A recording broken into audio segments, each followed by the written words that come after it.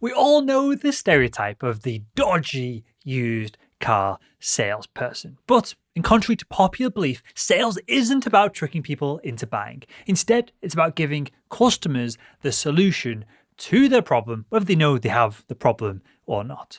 But the tricky part for salespeople is finding out if their solution is a good fit for their buyer's needs. Is that buyer actually struggling with a problem that you solve? Do their needs align with what you can provide? Are they equipped with the resources that you need to make a deal happen financially? And discovery calls are designed to give you all of this valuable information and more. With this discovery information, you can better qualify leads, craft the perfect sales pitch, and you're going to close more deals. So in this video, I'm going to help you uncover your buyer's actual needs and hone in on what the underlying business problem is with a simple step-by-step discovery question process. We're going to be looking at 9 open-ended discovery questions along with 12 powerful follow-up questions as well.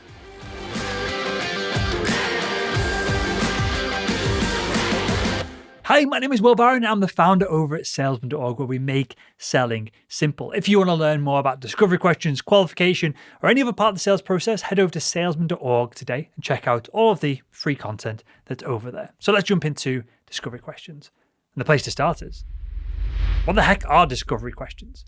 Well, discovery questions are the questions you ask a sales lead during a discovery call. And of course, you've probably already learned a little bit about the prospect before you jump on your discovery call with them. But your discovery call is going to help you fill in the details that you can't find online, that you can't find on LinkedIn, and give you a clearer picture about their situation and their needs. And the answers to your discovery questions help you determine several things. First off, can your product solve the need of the buyer? Can you deliver your product within the buyer's constraints of timeline and budget? What's the best way to pitch your product? And if the prospect's answers line up well during your discovery call, then they'll move on to the next step of the sales process. And if they don't, that is absolutely fine as well. You can redirect them through a nurturing campaign or pass them back off to marketing because they're not a sales qualified lead. So what makes a discovery question effective at uncovering your sales lead's genuine business problems?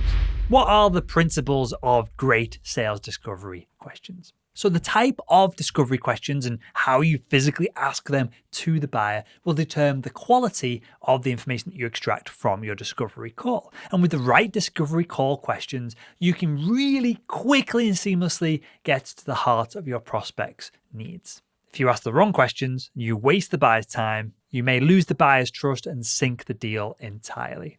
So what do great discovery questions look like? Well, first off, they're open-ended. You need to avoid questions where the answer is yes or no, because you need to get the sales lead talking and you want to avoid them feeling trapped in an answer that you've set up via a question. Next, great discovery questions are well-informed. You need to do your research before you call the individual. Novice-level questions are going to torpedo your credibility in an instant, but informed discovery questions prove that you're a professional and prove that you're worthy of trust from the buyer.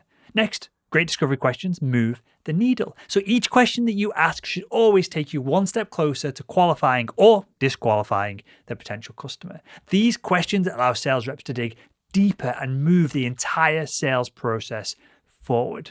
And finally, great discovery questions are ripe for follow-up questions as well. Because a sales discovery call should be a conversation, not an interrogation of your prospect. Your question should add value to the potential customer. Asking relevant follow-up questions let you naturally uncover pain points and hints for creating a perfectly catered sales pitch later on down the sales process. And decent questions are going to help you build rapport with your buyer, which means that they're going to open up, you're going to get better answers, and deals will close faster than ever before. So let's take a look at the 9 discovery questions for salespeople. I'm also going to cover 12 follow-up questions that you can use to extract even more valuable information from your buyer as well. So the first question I want you to ask is, tell me about your company and your role. And you've got to be careful with this one, because once you've broken the ice, it's time for a little bit of sales discovery, right? And this question lets the potential buyer take on the lead and ease into the conversation. It's an obvious question to ask. And best of all, people love talking about themselves. So they're going to be excited to share with you. So this is more to build rapport than anything else. But keep your ears peeled for any hints about the prospective buyer. Hints like Well, do they have decision-making power in this deal? What areas of the business do they oversee? And what difficulties have they been hitting recently? The problem with this question, and where you've got to be careful when you ask it, is you've got to have researched the buyer. You're not asking the buyer what their job role is, because you can find that on LinkedIn. You're not asking the buyer what products that they sell, because you should have found that on the company's website. So you need to tailor this question depending on the person that you're asking it to. And let me give you a follow-up question here. You can ask, what specific metrics are you, in your role that you just outlined for me, responsible for? And this is perfect for aligning your pitch later on in the sales process to what is specifically essential to this specific buyer's job. Next up, question number 2, I want you to ask, tell me about your upcoming goals. And this question is an excellent lead-in to get more information specifically related to the prospect's business needs. It's a fundamental discovery call question. So for example, are they looking to save on costs, streamline their processes, boost their customer satisfaction? Well, you'll find out with this question. Plus, it's so open-ended that it keeps the conversation moving forward without you sounding pushy or sounding like a stereotypical salesperson. A follow-up from this could be, hey, what are your timelines for achieving those specific goals? And the buyer's answer to this question is going to help you determine whether the implementation time for your product matches up for how long you want to spend with this customer and if it's worth investing with them. If they turn around and say, hey, well, this is my goals for the next decade, I probably want to close this deal in 8 years from now, this is probably an unqualified buyer and you shouldn't spend too much more time with them. The next discovery question is, hey, what's keeping you from achieving the goals that you just outlined? And this might seem like a bit of a vague question, but we're keeping things general here. We're keeping things open. We want to work out what challenges the buyer is facing, because if we can help with these challenges with our product or service, we're miles ahead to get a deal done. And this question also leads the buyer into what we call a challenge-oriented state of mind. So the more concrete these challenges become in the buyer's head and we can help them, this is one of the ways we can add value as a sales professional to a potential customer, the more valuable your product is going to seem if you can solve these issues moving forward. So let me just recap that, because I threw a lot at you there. The clearer the challenges are in the buyer's mind, and the clearer that we are in how we can solve these issues, the easier it is for a deal to happen. That's why some of these discovery questions add more value than what they seem up front. So a follow-up question we can ask here is, why are you having these problems in the first place?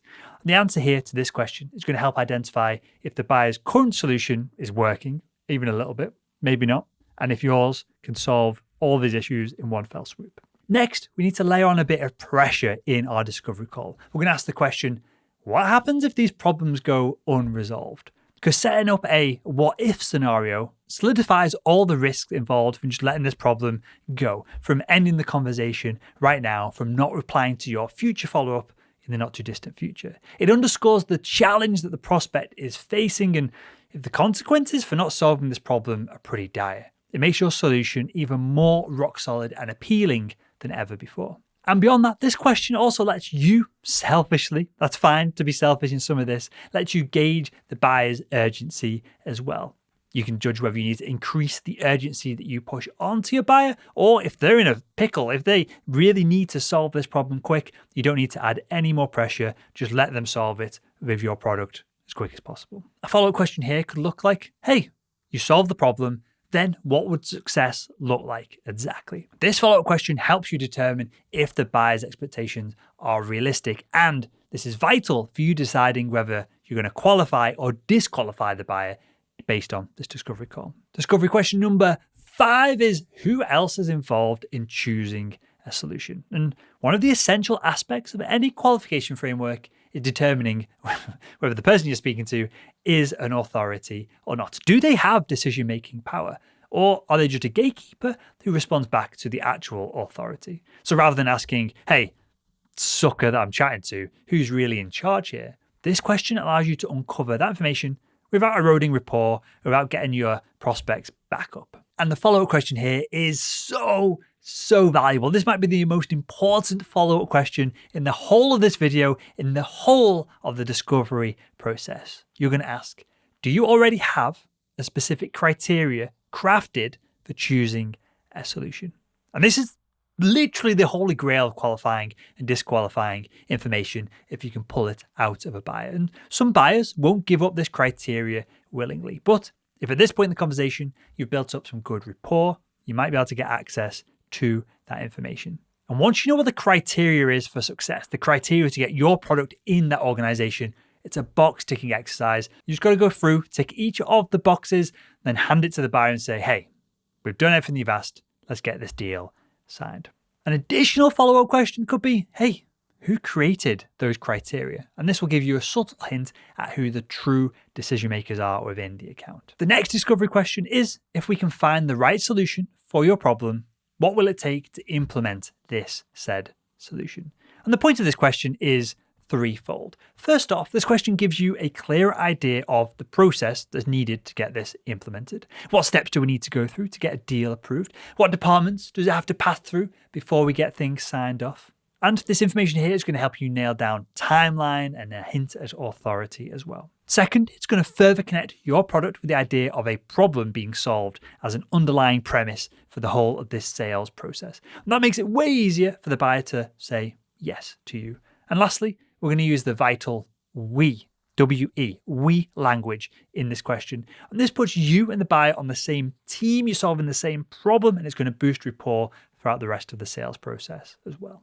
A follow-up question here could be, what are the main hurdles you see that's going to stop us having a smooth implementation? This further clarifies that last question and is going to give you an idea of any potential challenges, any issues that may be lying ahead. Or you could follow up with, hey, what are your other options for solving this problem? This question is going to reveal your competitors, whether they be internal competitors of this budget could be spent here or this or that or there, or it could be very literal competitors of, hey, this training program is going head to head with your training program and we're only going to implement one of them. The seventh sales discovery question that I want you to start asking is, what is your implementation timeline? So we're getting a bit more into the nitty and gritty. And by this point, you've hopefully built some strong rapport with these questions. You've added some value in your responses. So asking this question more assertively and going, hey, how much time do we really have here? Is this even feasible? Is going to be more than appropriate. Here with this question, we're checking for realistic expectations. And we're also looking to potentially disqualify the buyer as well. Because if the buyer's problem isn't driving them all that much pain right now, and they turn around and say the implementation period is going to be 6 months, 12 months, 5 years, then it's time to end the discovery call and move on. And if you want to move things forward, if you've heard all the right things through these first set of qualification questions, well, a great follow-up at this point is, hey, are you ready to begin solving this today? The buyer might say, yes, let's do it. The buyer might say, no, I'm not ready yet. Either way is absolutely fine. What we're doing with this question of, hey, are you ready to begin solving this issue today, is we're judging how urgent the problem really is, directly, succinctly. We're not beating around the bush anymore. Because ideally, we want them to be excited about your solution. And if they aren't, well, it's your job to build that excitement, and this question will tell you whether you're at that point or not. Last but not least, what is your approximate budget? Now, discussing monetary terms can be a little bit tricky. So be sure to leave this question perhaps later on in the discovery conversation, but it must happen at the beginning of the sales process. You don't want to go through the entirety of the sales process. You've done all this work, loads of content's been sent in their way, you've had a bunch of calls, you've presented, and you find out that they're never going to have the budget to get the deal done. Fine. Leave it to the end of the sales discovery call or toward the end of it, but the discovery call must come towards the beginning of the sales process. You've got to get ballpark figures at the very least. Frankly, inquiring about the budget is a necessity. If they can't afford this project, then disqualify them. This deal is a non-starter. A potential follow-up question here is, hey, is the budget owner an executive sponsor? What we're looking for with this question is, are there any senior level employees directly involved? Even if they don't make the end decision, if you know that a VP of sales, a VP of marketing, a CRO has to at least go through the deal or see a presentation, you can customize your presentation to give them the facts they need to agree it as well. And finally, this is how I like to wrap up my sales discovery calls. I ask the question, how is this going to make your life better? And it's essential to wrap up the conversation by helping your sales lead envision what your product is going to do for them. How are you going to brighten their future specifically? Are they going to have more time on their hands? Are they going to be less stressed? Are they going to be able to finally attract their ideal potential customer? Will their department be able to boost their efficiency and meet the lofty goals that have been set for them post-COVID? Whatever it is, you need to get the buyer to think about those benefits. Doing so makes your solution so so much more appealing. When your buyer really envisions using your product, when they're sold on this idea and they can see themselves using it each day, they're going to be able to then sell your product internally and passionately to the other stakeholders within their account. And the final follow-up question I love to ask to wrap up these sales calls is, hey, how can I make this easy?